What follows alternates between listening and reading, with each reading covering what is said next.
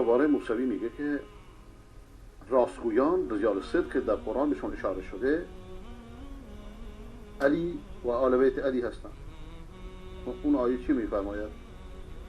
من المؤمنین رجال صدقوا ما عهدوا الله علیه فمنهم من قضى نحبه ومنهم من ينتظر وما بدلوا تبدیلا. الان سراغ این آیه بریم که ببینید چطوری آیه رو تحریف میکنه، چطوری قطعش میکنه طبق روالشون. و جالب اینه که خمینی به بازیای این رازی و اکاذیبشو نقل میکنه، یعنی در نقل اکاذیب با هم شریکن. میگه اونا راستگویانی هستند. من المؤمنین رجال صدقوا، از مؤمنین مردانی هستند که راستگو بودن بر اون چیزی که به خدا عهد پیمان بستند. کسانی گذشتند و وعدهشون وفا کردند و کسانی هنوز منتظرند و که تغییر نکردند.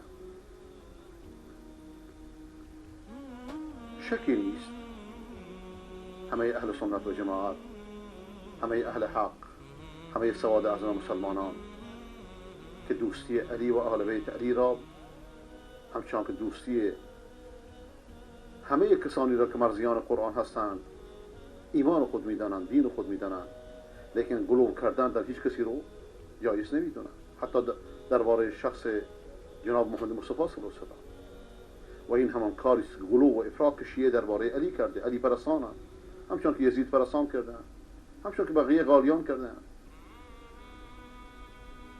اما شکی نیست که علی و اهل بیت علی مثل بقیه صحابه، مثل بقیه مرزیان قرآن، مثل بقیه بهشتیان اصحاب پیغمبر که پیغمبر فوت کرد و از اونها راضی بود و قرآن از اونها اعلان رضایت کرده و وعده بهشت بهشون داده، لیکن شیعه راضی نیست. لیکن علی مثل ابوبکر، مثل عمر، مثل عثمان، مثل دیگران شامل این آیه میشه، بلکه لفظ آیه عامه. کسی حق نداره که عام قرآن رو تخصیص بزنه، مخصصش کنه، حتی به خاطر سبب نزولش. چرا؟ سبب نزول به فرض که درست هم باشه آیه رو توضیح میده، لیکن مخصوصش نمیکنه. العبرة بعموم لفظ لیس به خصوص سبب. عبرت در تمام آیات قرآن به عموم لفظشه، نه به خاطر سبب معینی که نازل شده.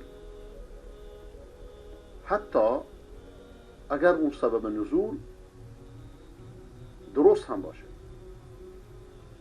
نمیشه اونو محدود به اون کرد.